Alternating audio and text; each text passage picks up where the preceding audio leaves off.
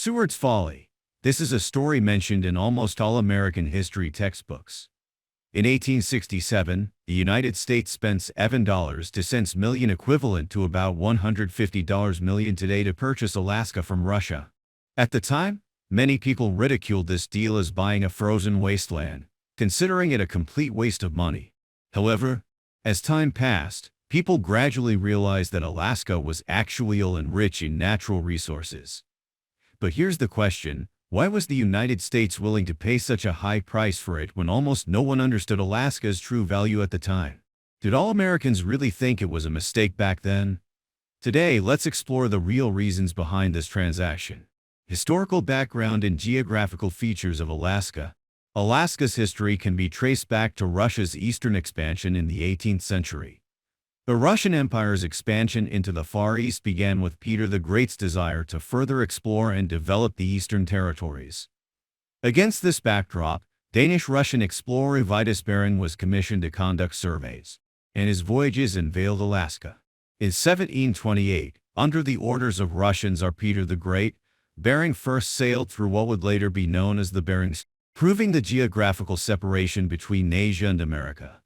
However, the true discovery of Alaska came during his second expedition, in 1741. Bering led an expedition from the Kamchatka Peninsula across the Pacific to reach Alaska's coast. Although Bering unfortunately died during the voyage, this exploration revealed Alaska's existence and potential value to Russia.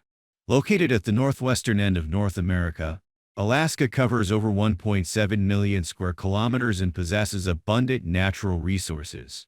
From early explorations, the most notable resource was the rich sea otter population along its coasts and islands. Sea otter pelts were extremely valuable in the 18th century international market, known as soft gold, and were particularly favored in Chinese and European markets. Alaska's geographical features also posed challenges to Russian colonization. The region has a harsh climate with extremely cold winters, large areas covered by permafrosts, and very difficult transportation conditions. Particularly in the interior, dense forests and mountainous terrain further hindered development.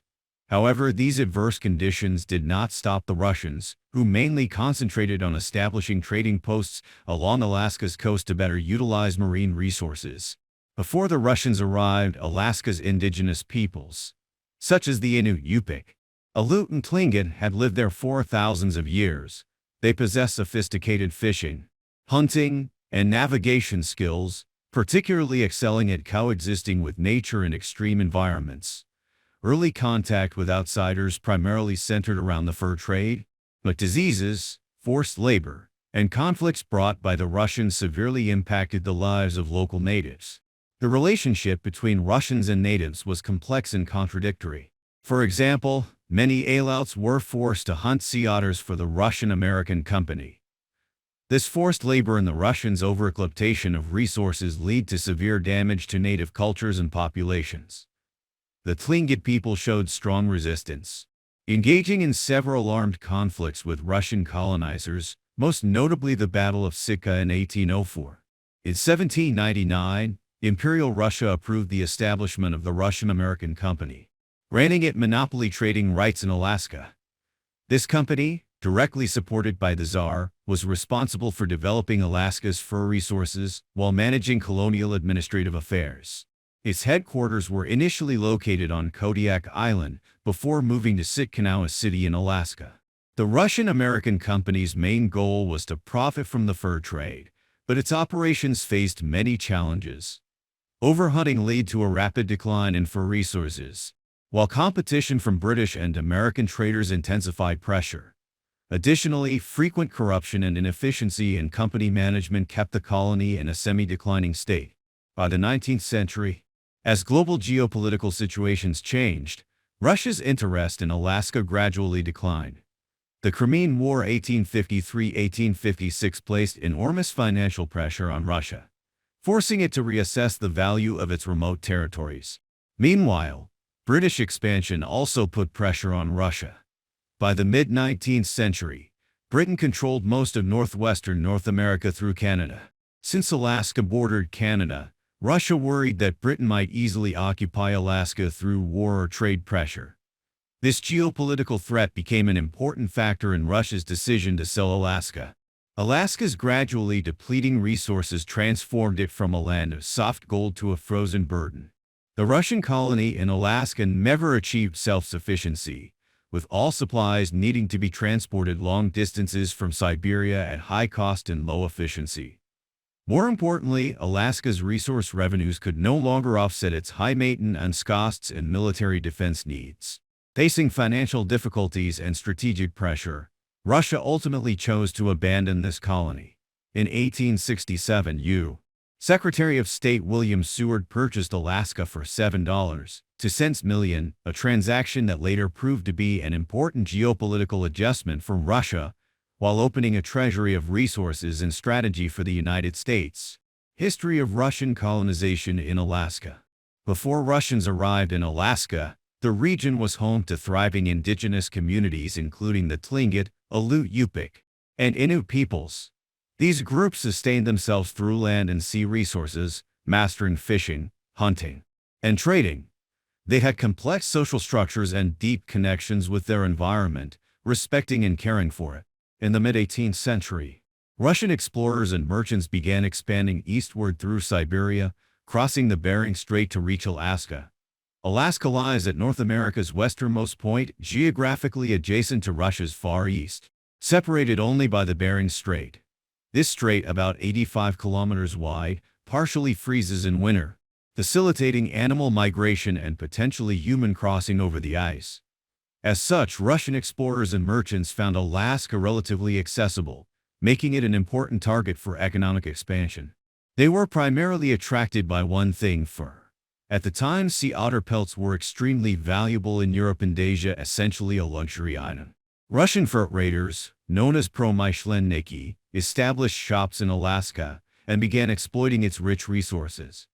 Unfortunately, this often came at the expense of local indigenous inhabitants. The Russians brought new goods like metal tools, guns, and alcohol, but they also brought diseases that devastated native communities. The Russian-American Company, an early monopoly enterprise supported by the Tsar, eventually took control of Alaska's fur trade. They established settlements like Sitka, which became administrative centers.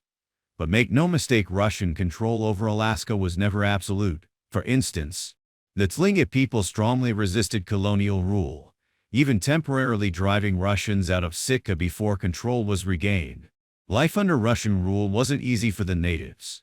They were often forced to labor, hunting sea otters or working for merchants. Environmental degradation occurred due to overhunting, causing animal populations to plummet. However, there were moments of cultural exchange. Some native groups adopted Russian Orthodox Christianity, blending it with their own beliefs, while Russian settlers adapted to local ways of life in Alaska's harsh climate.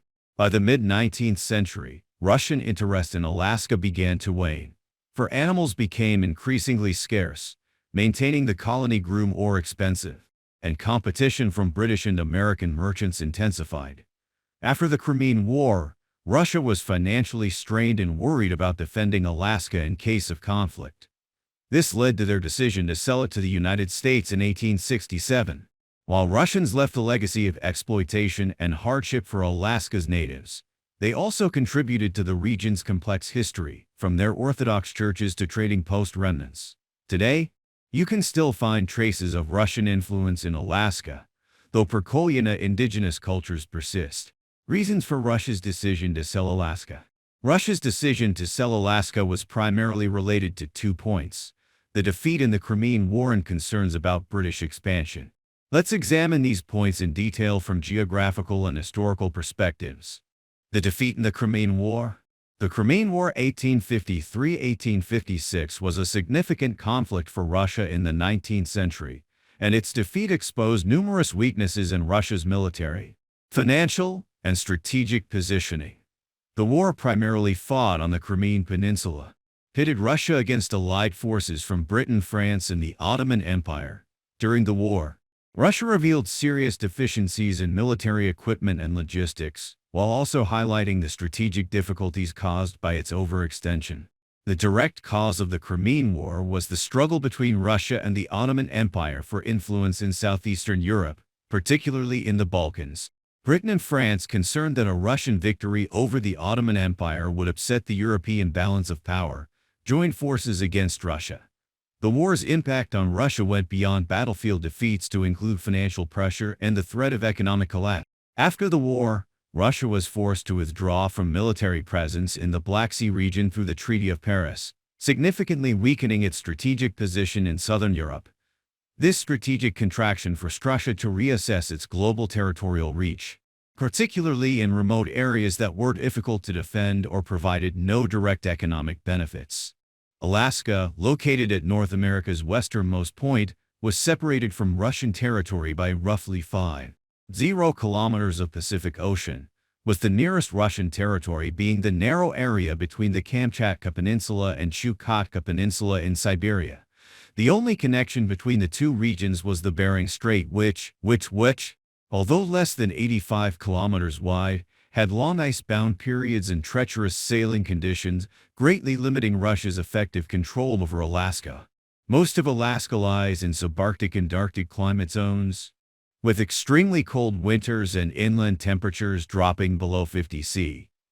While coastal areas have slightly milder climate, frequent winter storms severely impact shipping and supply lines. These conditions not only restricted Russian immigration and trade activities but also significantly increased military garrison costs. After the Crimean War, Russia deeply felt the difficulty of ensuring effective administration and defense of such a remote region. Russia faced multiple challenges in military defense of Alaska. Personnel and supplies. Russian groups stationed in Alaska relied on supplies from Siberia and Kamchatka, but long voyages, harsh weather conditions, and high transportation costs made the supply chain extremely vulnerable. Insufficient military facilities. Russia's military facilities in Alaska were mainly concentrated in a few coastal trading posts like Sitka and Kodiak. But these defensive works were small in scale and technologically backward, making it difficult to resist potential foreign invasion. The defeat in the Crimean War marked a major setback for Russia in European affairs and global matters. To reorganize finances and strengthen core regional military defense, Alexander II decided to adjust national strategy. Compared to Alaska, Russia was more concerned with geopolitical relations with neighboring European powers, while hoping to counter British influence in North America by establishing friendly relations with the emerging United States. For Russia, Alaska evolved from an initial fur residuary to a frozen burden. With the sharp decline in sea otter populations, fur trade revenues dropped, and Alaska's economic value plummeted. Russia's financial situation after the Crimean War became increasingly strained, unable to bear the expense of maintaining this distant colony. Meanwhile, geopolitical threats grew more serious. British influence in Canada was strengthening, and Russia realized that Alaska would be almost impossible to defend if conflict with Britain arose. Therefore, selling Alaska was not only a means for Russia to alleviate its financial crisis, but also to avoid completely losing the region in potential warfare. Choosing to sell it to the relatively friendly United States not only prevented British annexation, but also strengthened diplomatic ties with America. Finally, this $7.02 million transaction was completed in 1867, marking Alaska's transfer from Russian to American hands and ending Russia's colonial history in North America. British expansion threatened Alaska's geographic location. By the mid-19th century, British colonial expansion had reached its peak globally. Britain not only possessed a powerful navy, but also gradually formed a threat to Alaska through control of North American territories like Canada, since Alaska bordered Canada. Then a British colony, Russia worried that if Britain expanded further through Canada, it might easily annex Alaska, which would be a huge strategic loss for Russia. Geographically, Alaska's unique position made it an important strategic location. Situated between North America and Asia, it controlled important maritime passages. If it fell into British hands, Russia would lose its influence in the North Pacific. To prevent possible British aggression, Russia decided to sell Alaska, choosing to transfer it to the United States. The U.S. had relatively good relations with Britain at the time and maintained a relatively independent position. Russia believed this would effectively prevent British occupation of Alaska, while maintaining control over the North Pacific through cooperation with the United States. Therefore, from a geographical perspective, Russia faced difficulties defending Alaska due to its remote location. While Alaska's geographic position made it a focal point of contention, especially for the powerful British Empire. Against this background, Russia chose to sell Alaska to the United States, both reducing defensive pressure and avoiding losing this important strategic position. 4. The transaction process. U.S. Secretary of State William Seward saw an opportunity. The United States was in its westward expansion phase, with many believing territorial expansion would strengthen national power. He thought Alaska would not only greatly increase U.S. territory but also enhance American influence in the Pacific region while preventing other European powers from interfering there. Therefore, Seward actively promoted the purchase. However, the deal wasn't initially well received. Alaska was a desolate place, and no one saw its value. The American public even mocked Seward's decision, considering it a foolish purchase, with some jokingly calling the territory Seward's icebox, implying it was completely useless. Many in Congress also opposed it, believing the money was wasted. But Seward persisted and finally purchased Alaska from Russia for $7.02 million, equivalent to about 2 cents per acre by today's standards. However, after the purchase, Alaska's development progressed very slowly, and people initially remained skeptical about the territory. It wasn't until the early 20th century, when people discovered Alaska's rich mineral resources, particularly gold and oil, that they began to realize its enormous value. In fact, Alaska's economic potential and strategic importance only truly emerged during World War II and the Cold War. The United States not only discovered abundant natural resources in the territory, but during the Cold War, its geographic location made it an important outpost in America's confrontation with the Soviet Union. So although the transaction was initially criticized as foolish, it actually brought enormous returns for the United States in the long run. History and geographic background of Alaska's resource development. Alaska's development underwent a long process from basic resource utilization to large-scale economic development. The region's geographic location and resource potential gradually transformed it from an ignored wasteland into an important economic and strategic area for the United States. After purchasing Alaska, development of the region progressed slowly.